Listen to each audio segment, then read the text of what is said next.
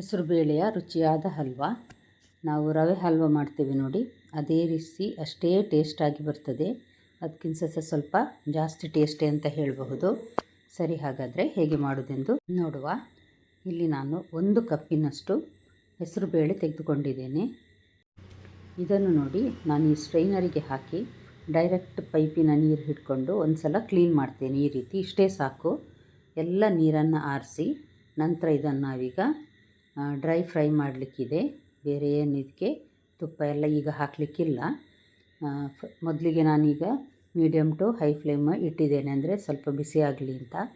ಸ್ವಲ್ಪ ಬಿಸಿ ಆದ ಕೂಡಲೇ ಲೋ ಫ್ಲೇಮಲ್ಲಿ ಇದನ್ನೊಂದು ಸಾಧಾರಣ 7-8 ನಿಮಿಷದಷ್ಟು ಇದನ್ನು ಫ್ರೈ ಮಾಡಬೇಕು. ಮೆಲ್ಲ ಉರಿಯಲ್ಲಿಯೇ ಒಳ್ಳೆ ಕ್ರಿಸ್ಪಾಗಿ ಬರ್ತದೆ ಹೆಸರುಬೇಳೆ. ಅಷ್ಟರವರೆಗೆ ನಾವು ಇದನ್ನು ಒಳ್ಳೆ ಪರಿಮಳ ಸಹ ಬರ್ತದೆ. ಈ ರೀತಿ ಡ್ರೈ ಫ್ರೈ ಮಾಡಬೇಕು. ಚೆನ್ನಾಗಿ ನೋಡಿ ಫ್ರೈ ಆಯಿತು. ಈಗ ನೋಡಿ, ನೋಡುವಾಗಲೇ ಗೊತ್ತಾಗ್ತದೆ ಎಷ್ಟು ಚೆನ್ನಾಗಿ ಸೌಟಿಂದ ಕೆಳಗೆ ಬೀಳ್ತಾ ಇದೆ ನೋಡಿ.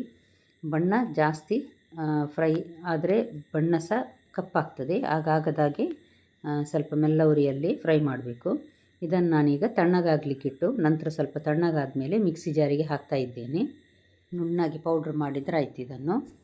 ಈಗ ಇದಕ್ಕೆ ಬೇಕಾದಷ್ಟು ಬೆಲ್ಲ ಎಷ್ಟು ಬೇಕು ಅಂತ ನೋಡುವ. ಇದರಲ್ಲಿ ನಾನು ಸಾಧಾರಣ 1.5 ಕಪ್ಪಿನಷ್ಟು ಬೆಲ್ಲವನ್ನು ತೆಗೆದುಕೊಂಡಿದ್ದೇನೆ.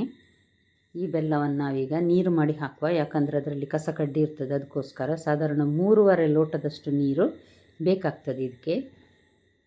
ಇದನ್ನು ನೋಡಿ ಬಿಸಿಯಾಗಲಿಕ್ಕೆ ಇಟ್ಟಿದ್ದೇನೆ. ಇದನ್ನು ಪಾಕ ಮಾಡಬೇಕಂತ ಏನಿಲ್ಲ, ಖಾಲಿ ಒಂಚೂರು ಬೆಲ್ಲ ಕರಗಿದರೆ ಸಾಕು. ಸ್ವಲ್ಪ ಕರಗಿ ಬಿಸಿ ಇದ್ದರೆ ಸಾಕು. ಈಗ ನೋಡಿ, ನಾನೀಗ ಒಂದು ಸಾಧಾರಣ 1/4 ಕಪ್ಪಿನಷ್ಟು ತುಪ್ಪ ತೆಗೆದುಕೊಂಡಿದ್ದೇನೆ. ಅದರಲ್ಲಿ ಈಗ 2 ಚಮಚ ಹಾಕಿ ತೆಳುವಾಗಿ ಕಟ್ ಮಾಡಿದ ಒಂದು 3 ಟೇಬಲ್ ಸ್ಪೂನ್ನಷ್ಟು ಬಾದಾಮಿ ಮತ್ತು ಗೇರು ಬೀಜ, ಇದು ಎರಡನ್ನೂ ಸ್ವಲ್ಪ ಗೋಲ್ಡನ್ ಫ್ರೈ ಆಗುವವರೆಗೆ ಫ್ರೈ ಮಾಡಬೇಕಿದನ್ನು. ನೋಡಿ, ಮಿಕ್ಸಿ ಜಾರಲ್ಲಿ ಚೆನ್ನಾಗಿ ಪೌಡ್ರ್ ಆಗಿದೆ. ಈಗ ಇದು ನೋಡಿ, ಒಳ್ಳೆ ಪೌಡ್ರ್ ಆಗಿದೆ. ಪೌಡ್ರ್ ಆಗಲಿಲ್ಲ ಅಂದರೆ ಒಂದು ಸಲ ಇದನ್ನು ಸ್ಟ್ರೈನ್ ಮಾಡಿ ನಂತರ ಉಳಿದದನ್ನು ಇನ್ನೊಂದು ಸಲ ಮಿಕ್ಸಿಗೆ ಹಾಕಿ ಪುಡಿ ಮಾಡಿ ಸಹ ಮಾಡಬಹುದು. ಈಗ ಇದು ಒಳ್ಳೆ ಬಣ್ಣ ಬಂದಿದೆ ಅಂತ ನಾನಿಲ್ಲಿ ಒಂದು ಪ್ಲೇಟಲ್ಲಿ ತೆಗೆದಿಡ್ತಾ ಇದ್ದೇನೆ ನೋಡಿ. ಈಗ ಅದೇ ತುಪ್ಪಕ್ಕೆ ನಾನೀಗ ಒಂದು 4 ಟೇಬಲ್ ಸ್ಪೂನ್ನಷ್ಟು ತುಪ್ಪವನ್ನು ಹಾಕಿ ಇದಕ್ಕೆ ನಾನೀಗ ಒಂದು 2 ಟೇಬಲ್ ಸ್ಪೂನ್ನಷ್ಟು ರವೆ ಮತ್ತು 2 ಟೇಬಲ್ ಸ್ಪೂನ್ನಷ್ಟು ಕಡಲೆ ಹಿಟ್ಟು, ಇದು ಹಾಕಿದರೆ ಎಕ್ಸ್ಟ್ರಾ ಟೇಸ್ಟ್ ಸಹ ಸಿಗ್ತದೆ ಮತ್ತು ಸ್ವಲ್ಪ ಬೈಂಡಿಂಗಿಗೆ ಒಳ್ಳೆಯದಾಗ್ತದೆ ಅಂತ. ಕಡಲೆ ಹಿಟ್ಟಿನ ಸ್ಮೆಲ್ ಹೋಗುವವರೆಗೆ ಇದನ್ನು ಚೆನ್ನಾಗಿ ಫ್ರೈ ಮಾಡಬೇಕು. ಒಳ್ಳೆ ಪರಿಮಳ ಬರಬೇಕು, ಅಲ್ಲಿವರೆಗೆ ನಾವು ಇದನ್ನೀಗ ಫ್ರೈ ಮಾಡಬೇಕು. ಅಂದರೆ ಸಾಧಾರಣ ಎಲ್ಲ ತುಪ್ಪವನ್ನು ಸಹ ಕಡಲೆ ಹಿಟ್ಟು ಮತ್ತು ರವೆ ಹೀರಿಕೊಂಡು ಸ್ವಲ್ಪ ಡ್ರೈ ಆಗ್ತದೆ, ಅಲ್ಲಿವರೆಗೆ ಫ್ರೈ ಮಾಡಬೇಕು. ನೀವಿನ್ನೂ ನನ್ನ ಚಾನಲ್ ಗುಡ್ ಫುಡ್ ಲ್ಯಾಂಡನ್ನು ಸಬ್ಸ್ಕ್ರೈಬ್ ಮಾಡಿಲ್ಲ ಅಂದರೆ ದಯವಿಟ್ಟು ಸಬ್ಸ್ಕ್ರೈಬ್ ಮಾಡಿ. ಹಾಗೂ ನಿಮಗೆ ಈ ರೆಸಿಪಿ ಇಷ್ಟ ಆದರೆ ಲೈಕ್ ಬಟನನ್ನು ಪ್ರೆಸ್ ಮಾಡಿ ಮತ್ತು ಫ್ಯಾಮಿಲಿ ಫ್ರೆಂಡ್ಸಿಗೆ ಶೇರ್ ಮಾಡೋದನ್ನು ಖಂಡಿತ ಮರಿಬೇಡಿ.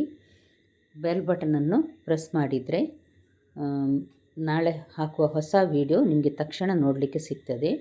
ಈಗ ನೋಡಿ, ಹೆಸರು ಬೇಳೆಯನ್ನು ನಾನಿಲ್ಲಿ ಹಾಕಿದ್ದೇನೆ. ಪುಡಿಯನ್ನು ಹಾಕಿ ಇದನ್ನೊಂದು ಸಲ ಇದೇ ರೀತಿ ಫ್ರೈ ಮಾಡಬೇಕು. ಸ್ವಲ್ಪ ಎಲ್ಲಿಯಾದರೂ ಹೆಸರುಬೇಳೆ ಫ್ರೈ ಆದದ್ದು ಕಡಿಮೆ ಆದರೆ ಸಹ ಈ ರೀತಿ ಫ್ರೈ ಮಾಡೋದ್ರಿಂದ ಒಳ್ಳೆ ಪರಿಮಳ ಬರ್ತದೆ, ಇಲ್ಲಾಂದರೆ ಹಸಿ ವಾಸನೆ ಬರ್ತದೆ. ಅದಕ್ಕೋಸ್ಕರ ಫ್ರೈ ಮಾಡ್ತಾ ಇದ್ದೇನೆ. ನೋಡಿ, ಈ ರೀತಿ ಡ್ರೈ ಆಗ್ತದೆ. ಎಲ್ಲ ತುಪ್ಪವನ್ನದು ಹೀರ್ಕೊಂಡಾಯಿತು ನೋಡಿ, ಮುದ್ದೆಯಾಗಿ ಫುಲ್ಲು ಡ್ರೈ ಆಗಿದೆ. ಈಗ ನೋಡಿ, ಡ್ರೈ ಆದ ತುಪ್ಪ ಈಗ ಬಿಡ್ತಾ ಇದೆ ನೋಡಿ. ಈ ರೀತಿ ನೀರಾಗ್ತದೆ. ಚೆನ್ನಾಗಿ ಫ್ರೈ ಸಹ ಆಯ್ತು. ಇದು ಒಳ್ಳೆ ಪರಿಮಳ ಬರ್ತಾ ಇದೆ ಮತ್ತು ಸ್ವಲ್ಪ ಬಣ್ಣ ಸಹ ಚೇಂಜ್ ಆಗ್ತಾ ಇದೆ.